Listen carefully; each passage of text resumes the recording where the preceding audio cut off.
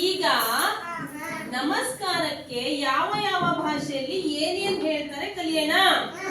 ನಾನು ಹೇಳ್ಕೊಡ್ತೀನಿ, ನೀವು ಹೇಳ್ಬೇಕು. ಕನ್ನಡದಲ್ಲಿ ನಮಸ್ಕಾರ, ಇಂಗ್ಲಿಷ್ ಅಲ್ಲಿ ಹಲೋ, ಹಲೋ, ಉರ್ದುವಿನಲ್ಲಿ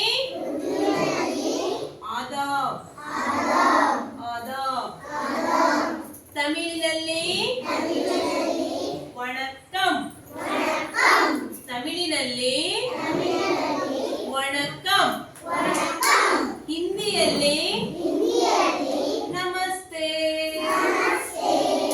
ತೆಲುಗುವಲ್ಲಿ ನಮಸ್ಕಾರಂ, ನಮಸ್ಕಾರಂ, ತುಳುವಿನಲ್ಲಿ ಸಲ್ಮೆಲು, ತುಳುವಿನಲ್ಲಿ ಸಲ್ಮೆಲು,